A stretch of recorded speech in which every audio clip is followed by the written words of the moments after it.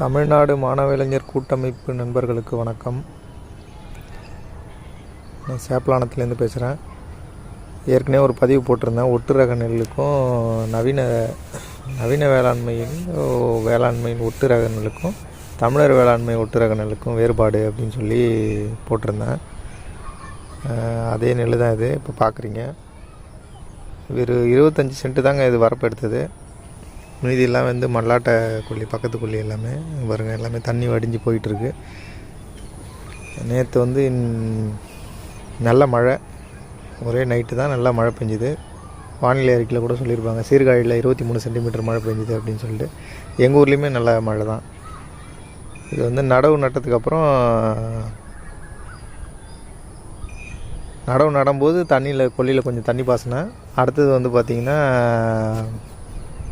மழை பெஞ்சு ஏற்கனவே நின்று தண்ணி எடுத்து போட்டிருந்தேன்.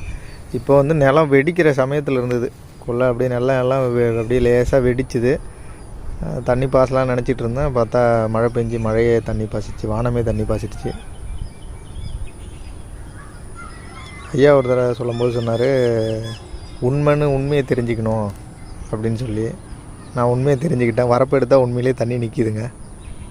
அதை தான் கண்ணால் பார்த்துட்ருக்கீங்க.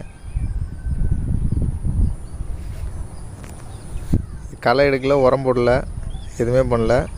அந்த இதில் களை கூட உங்களுக்கு தெரியும்னு நினைக்கிறேன். இதெல்லாம் களை தான்.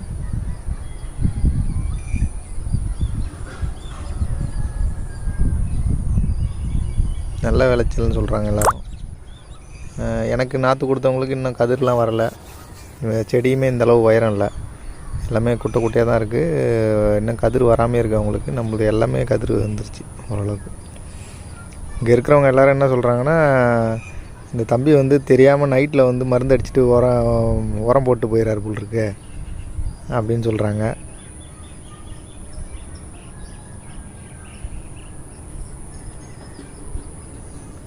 ஆனால் நம்ம எதுவுமே போடலை, சொன்னாலும் நம்ப மாட்றாங்க.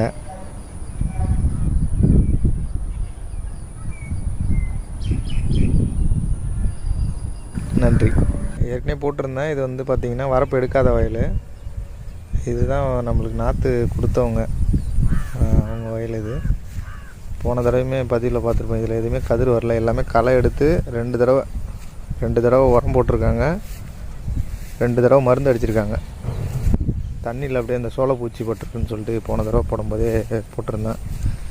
எதுலேயுமே தண்ணி இல்லை பாருங்கள். நேற்று பெஞ்ச மழையில் சுத்தமாக தண்ணி சும்மா அடியில் கொஞ்சோண்டு இருக்குது. இது வந்து பள்ளம், தண்ணி நிற்கிது.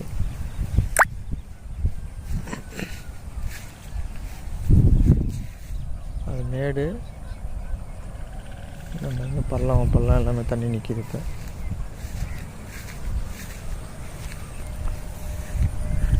ஏற்கனவே அந்த அழிஞ்ச நிலையில் இருந்த பயிர் எல்லாமே எல்லாம் மழை பெஞ்ச தண்ணி வந்து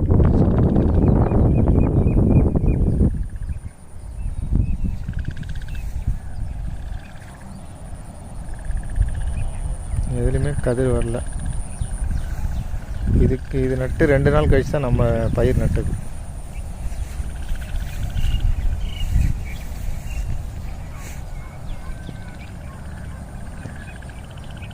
இருபத்தஞ்சு சென்ட்டில் வரப்பு எடுத்தாலும் தண்ணி நிற்கிதுங்க மழை பெஞ்சா.